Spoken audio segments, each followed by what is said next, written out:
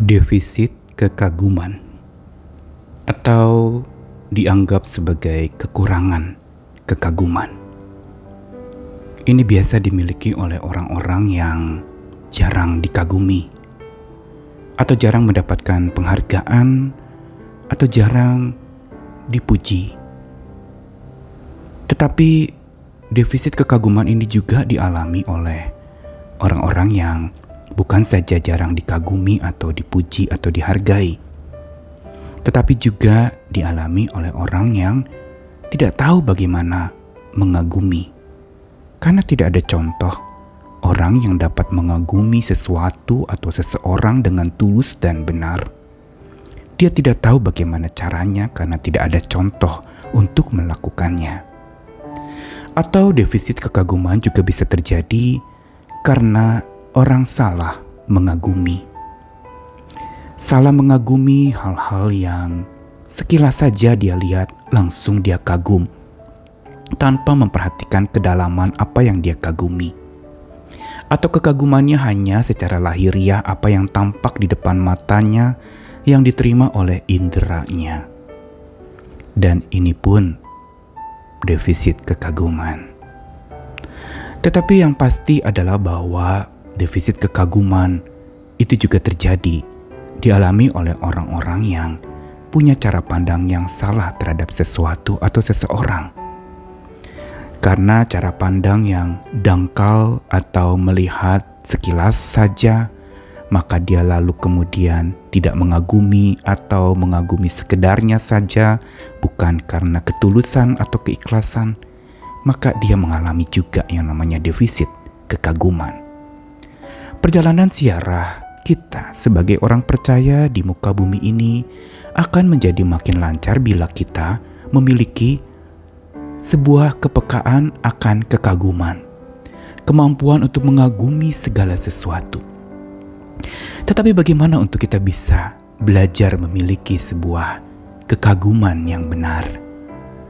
Mau tidak mau berkaitan dengan mata kita. Dengan mata apakah kita melihat? Dunia memang sedang bergejolak dan defisit kekaguman terjadi di mana-mana. Orang sudah tidak lagi saling mengagumi satu dengan yang lain, apalagi mengagumi ciptaan Tuhan atau mengagumi Tuhannya. Yang ada adalah keluhan, amarah, bukan kekaguman tapi kecaman, celaan, dan tidak dapat melihat sesuatu yang indah. Semua serba rusak dan berantakan, kacau, dan semuanya tampak akan punah. Karenanya betapa pentingnya kita untuk terus berjuang mengatasi defisit kekaguman itu. Dengan cara apakah? Saya Nikolas Kurniawan kembali menemani di dalam Sabda Tuhan, 2 ayat dari Lukas pasal 21 ayat 5-6. Ketika beberapa orang berbicara tentang bait Allah dan mengagumi bangunan itu yang dihiasi dengan batu yang indah-indah dan dengan berbagai-bagai barang persembahan, berkatalah Yesus, "Apa yang kamu lihat di situ, akan datang harinya di mana tidak ada satu batu pun akan dibiarkan terletak di atas batu yang lain. Semuanya akan diruntuhkan." Apa yang Yesus katakan tentu saja mencengangkan banyak orang. Saat orang sedang mengagumi bangunan yang indah dengan batu-batu yang indah dan berbagai-bagai barang persembahan yang mengilaukan mata, Yesus malah mengatakan sesuatu yang seolah seperti meruntuhkan semangat mengagumi orang-orang yang ada pada waktu itu. Yesus berkata bahwa apa yang engkau lihat, apa yang engkau kagumi ini, akan ada waktunya di mana itu semua tidak akan ada lagi. Itu semua akan diruntuhkan. Dan bukankah apa yang Yesus katakan itu benar adanya? Tetapi sesungguhnya Yesus bukan sekedar mengatakan tentang bangunan bait Allah yang akan punah dan hancur di kemudian hari. Tetapi Yesus ingin mengatakan tentang sesuatu yang penting mengenai kekaguman atau mengagumi. Yaitu bahwa Yesus ingin memberitahu bahwa jangan sekedar mengagumi apa yang terlihat. Karena apa yang terlihat itu tidak akan dapat dilihat lagi. Tetapi mata imanlah yang mampu untuk melihat sesuatu melampaui apa yang terlihat. Yesus ingin mengajarkan kepada setiap orang pada waktu itu untuk memiliki kekaguman batinia, kekaguman rohani. Kekaguman bukan sekedar kepada apa yang terlihat, karena yang terlihat akan tidak terlihat lagi, tetapi kekaguman terhadap sesuatu yang tidak terlihat di balik yang terlihat. Berarti Tuhan ingin mengajak setiap orang waktu itu memiliki mata iman di dalam ziarah hidupnya, memandang dan mengagumi dengan kekuatan Tuhan. Dengan mata iman yang melihat bahwa selalu ada sesuatu yang indah dan terindah di balik yang indah. Selalu ada sesuatu yang tak terlihat di balik yang terlihat. Dan yang tak terlihat itulah Allah kita, Roh Allah. Itu yang mampu dan harusnya kita lihat. Sehingga kekaguman kita tidak akan punah oleh punahnya apa yang kita lihat itu lalu kemudian punah. Tetapi kekaguman kita adalah kekaguman spiritual yang melihat bahwa di balik segala keindahan-keindahan ciptaan ada Sang Pencipta.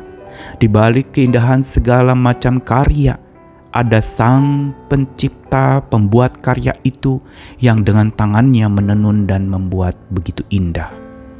Disinilah sebenarnya mata iman kita terlatih.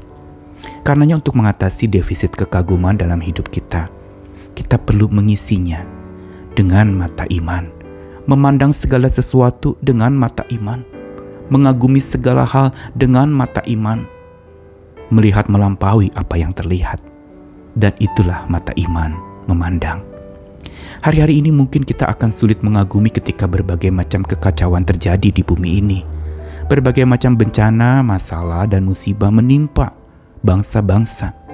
Tanda kiamat sudah sering disebut-sebutkan.